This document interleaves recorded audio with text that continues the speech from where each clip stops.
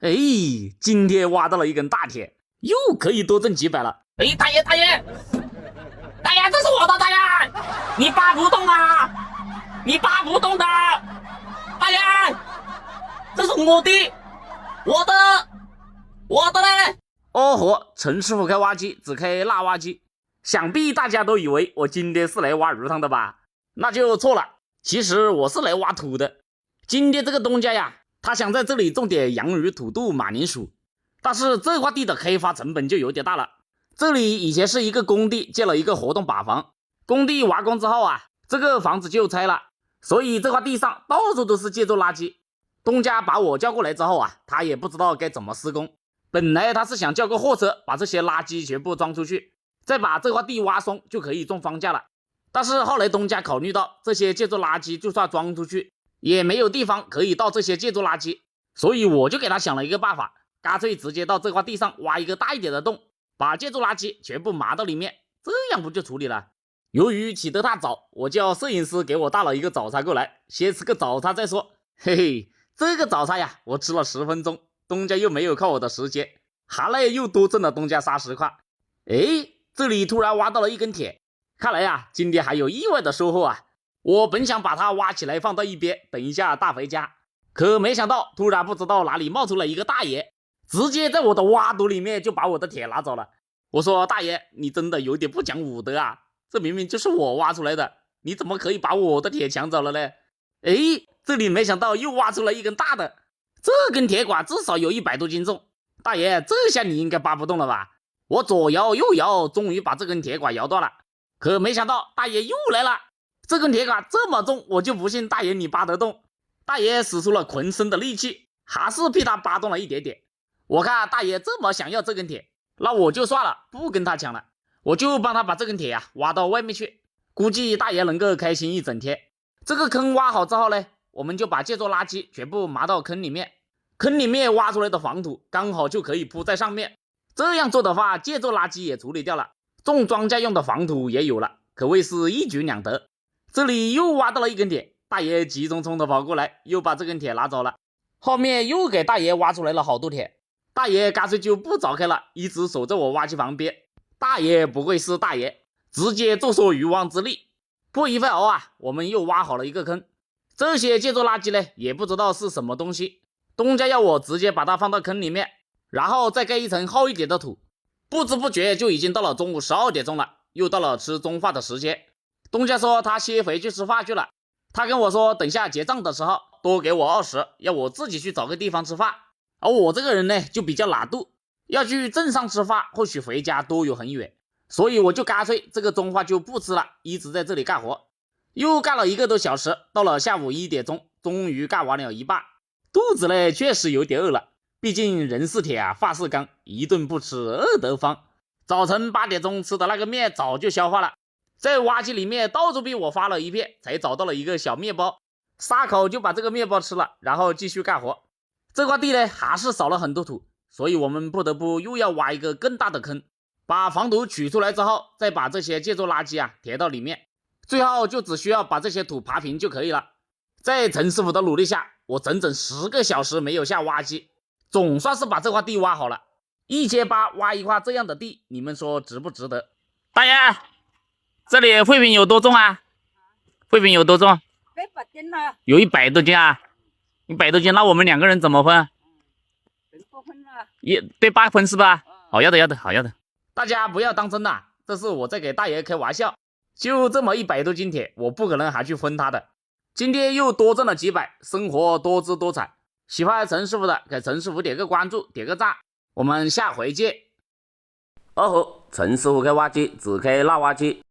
坐在自己的挖机里看别人的挖机，现在鱼塘里面是一种怎样的体验？今天接到一个同行的电话，他说是我的粉丝，看我有没有时间。他在挖鱼塘挖了1天半之后，发现挖机已经出不来了，让我想个办法帮他把挖机开出来。我来到现场一看，发现的原因就是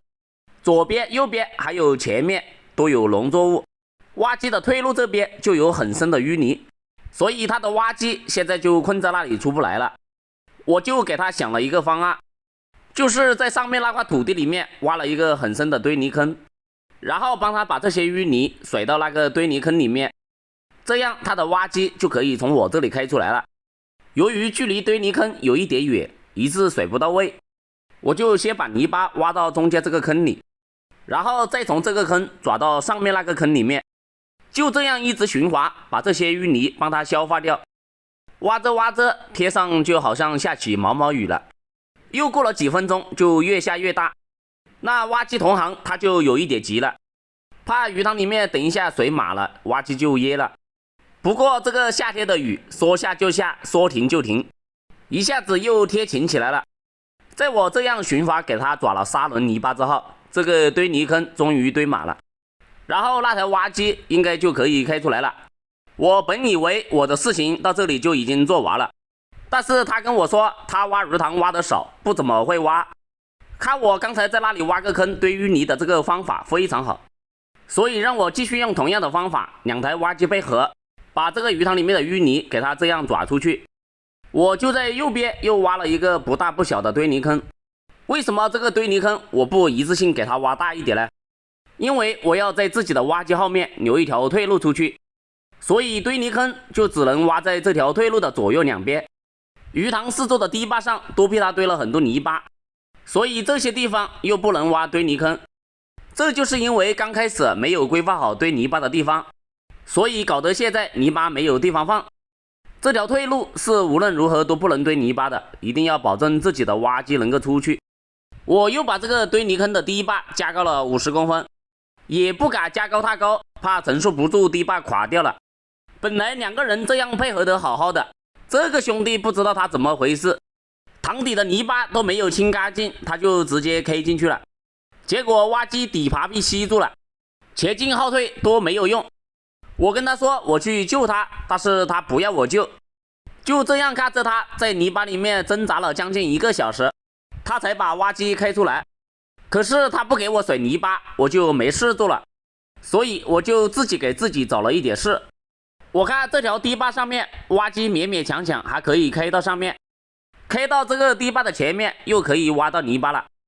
但是还没有挖2斗，我感觉自己的挖机一直在往下面沉，所以我就立马把挖机开出来。老铁们，你们看这个挖机轮子硬压了多深，前面我是不敢去了，但是这个兄弟我真的搞不懂他在干什么。左边好好的路不找，他偏偏不找寻常路，差一点挖机都花了，真的替他捏了一把汗。哪怪一个这样的鱼塘，他在里面挖了1天半，结果把自己都困住了。他找了一个合适的位置，又继续再给我甩泥巴，还没有干几分钟，他挖机又歇住了，搞得岸上的东家都看不下去了，直接走了。我把他挖过来的泥巴全部铺到堤坝上，不知不觉他又把挖机开到了鱼塘的正中间，但是这个鱼塘的正中间感觉还是有很深的泥巴，鱼塘都快挖完了，他不往我这边走，还在往那边去，我等一下看他怎么出来。最后我把岸上的这些泥巴全部烫平，这个鱼塘就挖好了，把挖机开上拖车停好，然后去找东家结账。兄弟啊，你的牙齿都丢了，兄弟啊，你这个牙齿都丢了，兄弟啊。没事了，可以装的了。哦，可以装的啊。等一下装上了。东家呢已经是不见了，电话也不接，就把我们2台挖机孤零零的丢在鱼塘这里。而且这个兄弟他现在都不知道怎么把挖机开出去。一个鱼塘他挖了2天，我挖了半天，挖成这个样子确实很难结到账。这个兄弟说让我先回去，他一个人在这里等东家，等到东家那里拿到工资再给我。如果你是东家，你会给我们吗？